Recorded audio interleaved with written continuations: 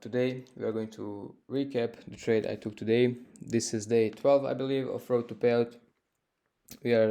This week is really good. Every single setup we have taken has, except one, has won. So yeah, I made some mistakes yesterday. I didn't exit out of a trade when I was supposed to, so I ended break even on that one. But then the next one won, so we are still good, even though we should have yielded more results, more percentage wise. This is still fine. So yeah, it's kind of annoying to reach 0.5% because I'm like up 1.5 maybe percent in the week when I should have been like 4 or 5% up if I was risking 1%. So that's how huge of a difference 0.5 to 1% is compared. But it is what it is. This is the rules I have to follow because the prop firm rules. So it is what it is. Anyways, let's get started. So today we had CPI at 8:30. We had 3 red folders, meaning that I do not want to be involved in a trade during that time or 10-20 minutes prior to that.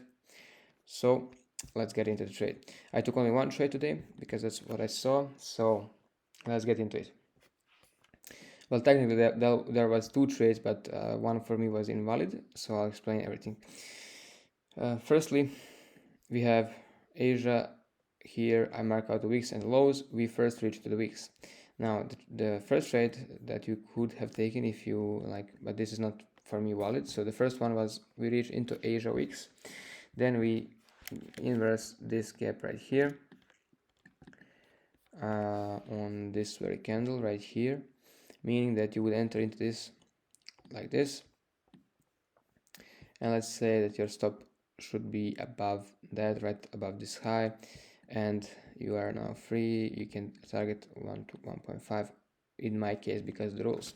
Now you will have, as you can see, the TP should be hit on the same one, but the reason I did not take this trade is because this trade happened right at this entry into the wicks, and then this inverse and this break structure right here happened right when London was closing, which I do not like, because now what can price do? Let's say it gives us our entry here, but London just closed, so maybe price wants to do this, sweep out the London high and then give me the setup to the downside.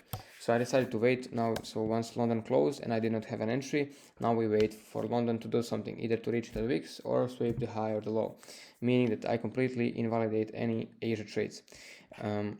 So regarding that, as you can see, we reached to the wicks right here, and then we did a break structure right here, and as soon as this candle closed and confirmed the break structure, that was my entry.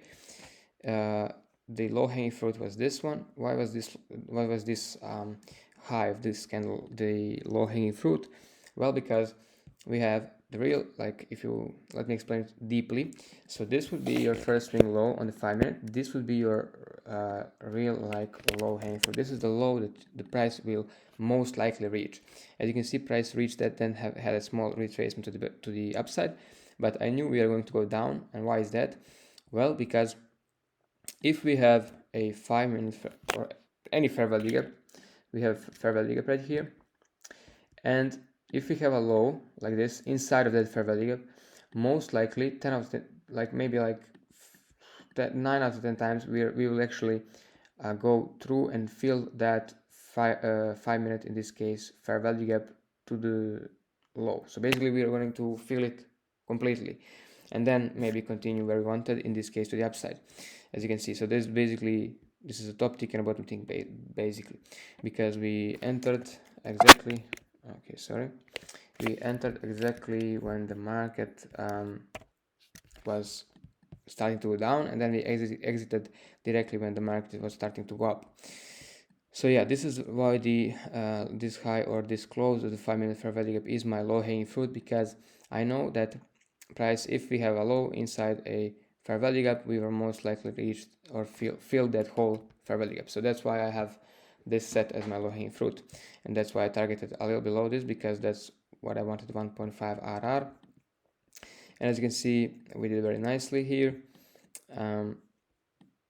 This is the only trade I had today. Stop loss had to be above these bodies, because this is a reference point where price should not reach back above, because we reached the long wicks and then As you know, bodies tell a story while wicks do the damage. So we did the damage by reaching the London wicks with wicks.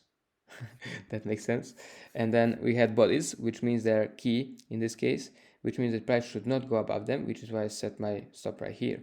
As you can see, price came close to them, then go back down once more. So this is a really good stop loss, and that was the only.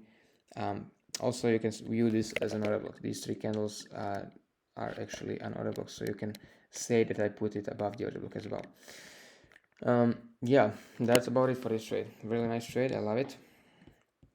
And yeah, if I took this one on eval, which I didn't, I would aim for this low right here, which would also yield a nice percent result. But I'm right now pausing on my evals because I'm testing something else, so we'll see how that goes.